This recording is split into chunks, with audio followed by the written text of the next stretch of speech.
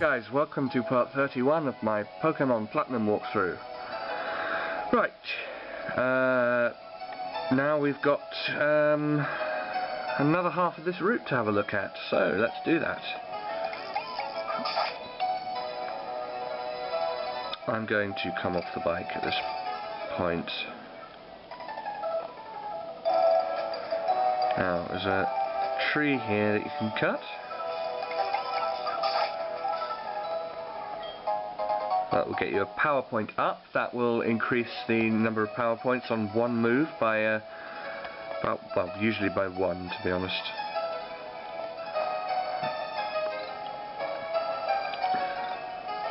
A honey tree, a burn heal. Those are always useful to have, but I'm not going to buy any because it's a bit rare to need them. And a hiker. So you'll talk about the two caves under this route, and how he can only and how you can only find one of them. That's because only one of them is visible. I will show you where the second one is. Now, this is a new Pokemon we haven't seen before. It is a Gligar. It is a flying and ground type, which is a very good type combination actually, because it covers pretty much all of its weaknesses. Except for one, well no, two actually. Water types can do some damage against them, and you don't want to use these. You don't want to use these things against fire types because you'll basically just get annihilated. Because yes, ice types are super effective against both. So yeah, that's that. These things are quite fast, so watch out for those.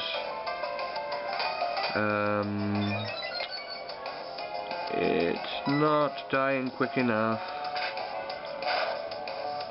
It's getting to the stage where wild battles are becoming less and less useful, and just only an annoyance. And that was Sand Attack he used, and that's a move that will lower your accuracy. And as you can see, it really has done quite a bit.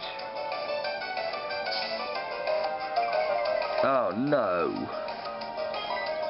So when I score the hit, it'll die instantly, but it's getting that hit that's the problem. Ah, there we go.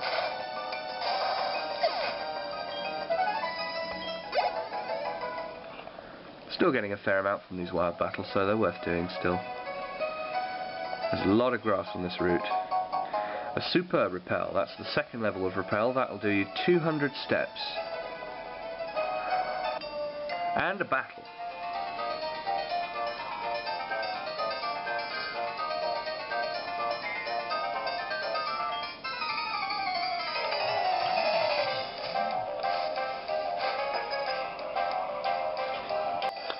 Apologies for the gaps in service.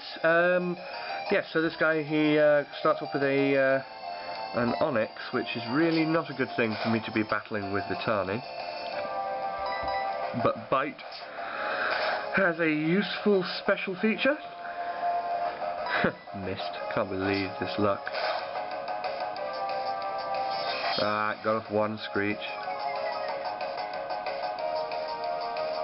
This guy's only got two Pokemon on his team though, so you don't have to worry about him.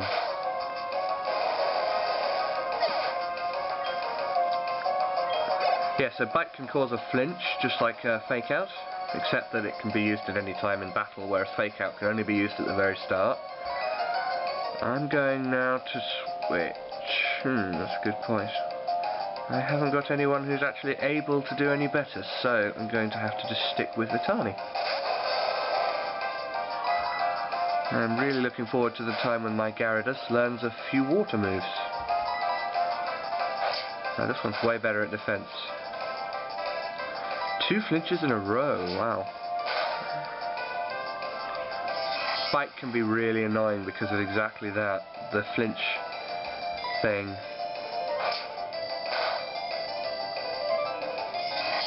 This thing really likes screeching at me. He wants to take me out in one hit, I think that's it. But he ended up getting taken out himself, so, oh well. Fool on him.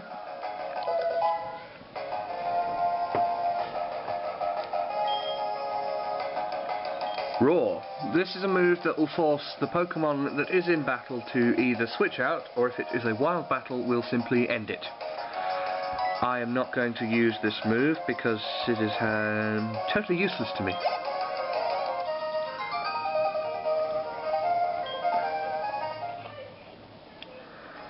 Right, I think I shall just quickly heal that up.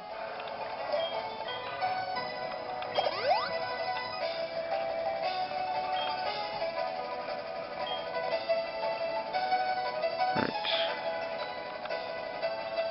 Now, let's see, there's an item here. That's a poison barb. That'll increase the power of poison type moves. Oh dear. Now I think those two berries down there are worth picking up, so I shall just have to pop back.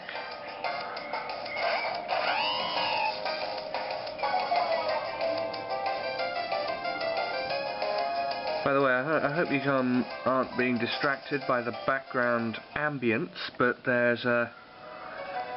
well, let's just say, I think there's a Mad Axe murderer out there, and I hope he is being very efficient at murdering those annoying noisemakers. No, not really. I'm not that callous. They're just being loud.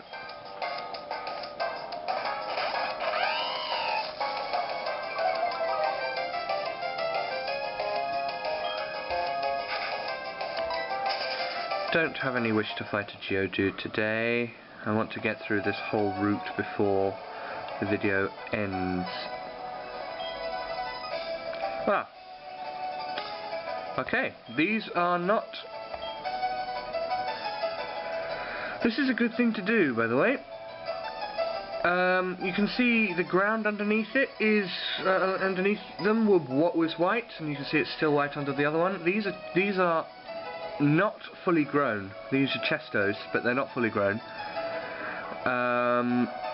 So if you come across something like this, because you've got this, if you went into that shop and got the spray duck, it's always worth just watering them so they're nice and happy, because that way, when they grow, they'll be less likely to be all withered and horrible.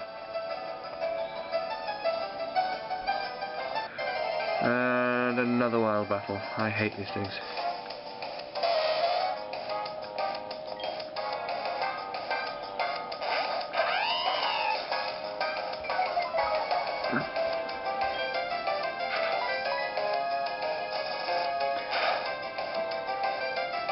Ow, critical hit.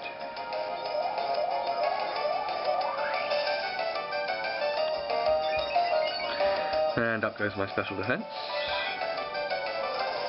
Another ember from the fast Ponyta. Not so much damage this time, and a spark. With boosted power, does one hit. Excellent.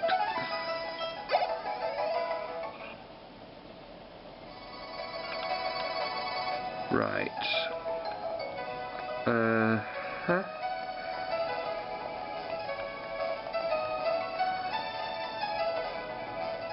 Right, I believe the hidden cave... Yes, I think... that's the hidden cave. Okay.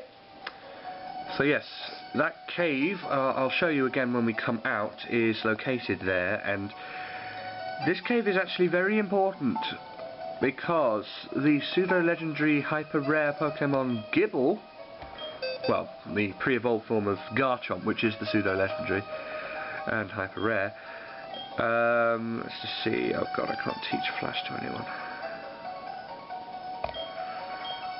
No, I don't need to charge that much, I'll just use Flash for a bit. Flash you can buy it at the Big Mart later on, I'll show you where that is. That's annoying. But charge would have been the next move, I forgot anyway. Can anybody learn this?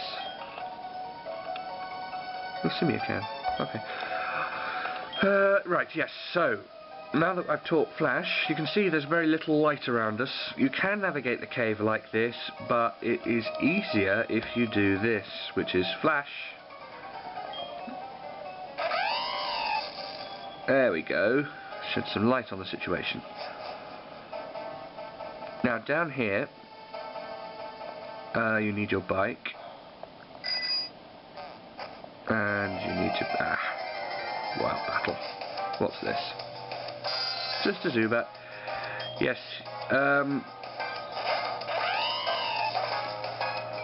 You don't need. I think you don't actually need Flash down there, but it was a good chance to show you Flash anyway, so I thought, why not? There we go. So I'm just going to try and explore some of this cave, because it's Wayward Cave. You've got to go. This is a Bronzor. I hate these things. They are psychic types. They are also steel types, which means that they are very resistant to, well, pretty much any physical attack, and they are also capable of doling out heavy psychic attacks. And even though dark types should be effective against them, they aren't, which is annoying. And that's extrasensory, which is a fairly good psychic type attack. I'm not going to bother fighting this thing because it will just take me out. The only really effective thing against it is a fire type move, which are I'm not going to be using today.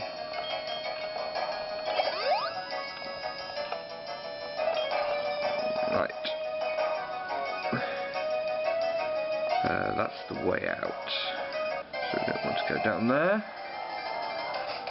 I'm just trying to remember this place. Ah! There you go. There's a Gibble.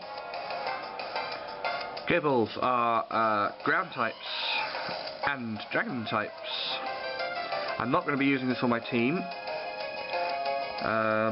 but rest assured that Garchomps are some of the most powerful Pokemon in the game. They have absolutely enormous speed, their special defense is nothing to laugh at, and their attack is simply astonishing. Yeah, you don't want to be fighting against one of these without an ice type when it's fully evolved, especially not if you're under its level, because the kind of damage they can fire off at you is huge. The move it used there was Takedown, and that was pretty good. Takedown is a normal type move, which is very like Tackle, except much more powerful. The side effect is that it will injure your Pokemon as well, because there's a recoil effect. And that was my last potion. So yes, watch for that. So yes, this is the one and only place you can find Gibble in this game. So if you want to add a Garchomp to your team, this is where you have to go to get one. They are very, very good. And the only reason I'm not using one is because I have already used loads. Well, when I say loads, I used one in my last playthrough, and however epic they are, I just felt like using a few extra different ones. What do we got here? It's another Gibble. They also give off really good experience.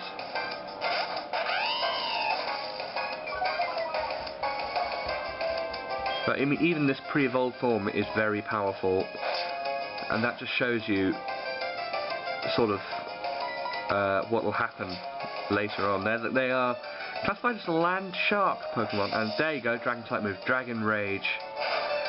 That move will always do precisely 40 hit points of damage. As in, there's no power to it, it will always do 40. It's very powerful at the beginning of the game, and fairly powerful sort of mid-game as well, but late game it becomes a bit weak. But as you can see there, it would take only 2 hits to take out any of my Pokemon. So yes, that's a bit of a thing to watch for. Now these are those ramps that you saw in the very first cave. And I have screwed this up. There is a way of getting enough speed, but what I'm just going to do is go back there and go away, Geodude. I hate you.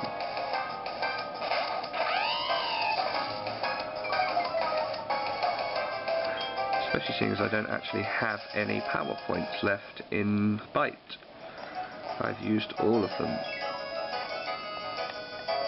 Right, now what you want to do is just do this, jump across all of them, and that's annoying. I think we've got enough space to get enough speed, because you have to be at top speed to get over those jumps properly.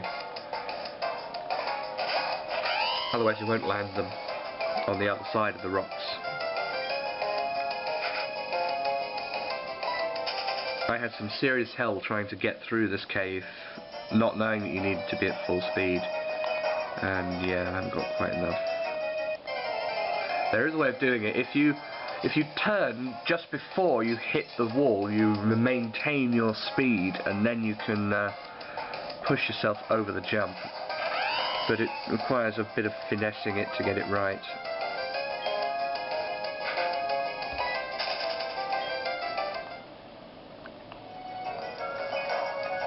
And I failed there. It's difficult to do this through a camera because there's a slight lag, and now I've just gone and jumped out of it. Yeah, you get disrupted so many times by wild Pokémon, it's annoying. This is a place where repels really are useful. But I'm still sticking to my guns and not using them. I have to run from this. Let's see if I have... I don't think I do. Oh no, I do. I've got an ether. Okay. I'm going to use that ether on Bite.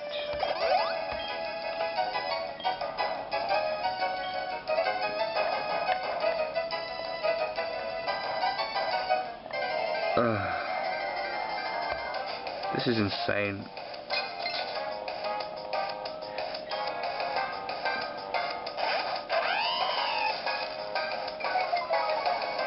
And because you have to be on your bike to do pretty much anything in here, it means you're much more likely to get a wild battle than you would otherwise.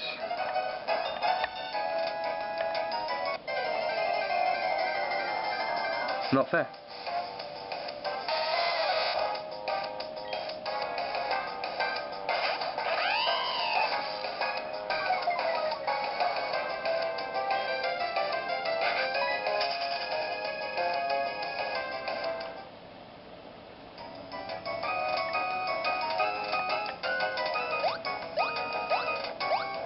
There we go, all of them. And we sit there and knight them. This video is going to be longer than I originally anticipated. I'm probably going to cut out half of these wild battles because I'm mostly just running from them anyway.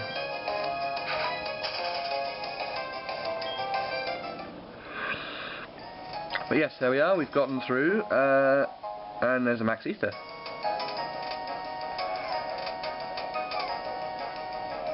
Right.